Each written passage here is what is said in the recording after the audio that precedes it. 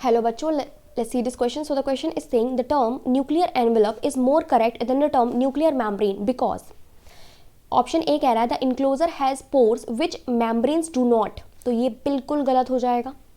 Membrane के पास pores पाए जाते हैं। बेसिकली क्या होता है, दो मेम्ब्रेन्स होती हैं, ठीक है, आउटर मेम्ब्रेन, इनर मेम्ब्रेन, और ये एक दूसरे से फ्यूज़ कर जाती हैं इस तरीके से। और ये फ्यूज़ वाला ही जो होता है साइड, जहाँ पे फ्यूज़ करती हैं वहीं पे क्या बनता है, पोर बनता है। बट पोर जो है इज नॉट रिस्पॉन्सिबल, पोर की वजह से ये एनवेलप नहीं कहलाता है।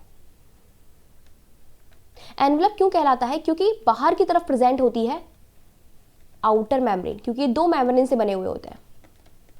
आउटर मेम्ब्रेन, अंदर की तरफ प्रेजेंट होती है इनर मेम्ब्रेन। और इन दोनों के बीच में एक स्पेस प्रेजेंट होता है that is known as perinuclear space.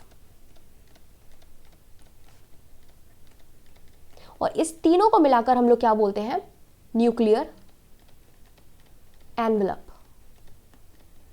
क्योंकि जब हम न्यूक्लियर मेम्ब्रेन बोल रहे हैं तब हम सिर्फ एक मेम्ब्रेन की बात कर रहे हैं, तो ये इतना करेक्ट टर्म नहीं है जितना न्यूक्लियर एनवेलप है, ठीक है।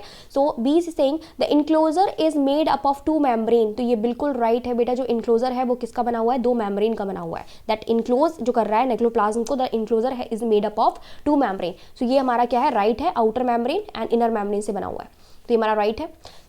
सी भी देख लेते हैं, the chemical composition is inconsistent with cellular membrane. No, chemical composition is exactly like cellular membrane, तो लेकिन इसका कोई लेना देना नहीं है न्यूक्लियर एनवेलप न्यूक्लियर मेम्ब्रेन से, तो ये भी हमारा क्या हो जाएगा, रॉन्ग हो जाएगा।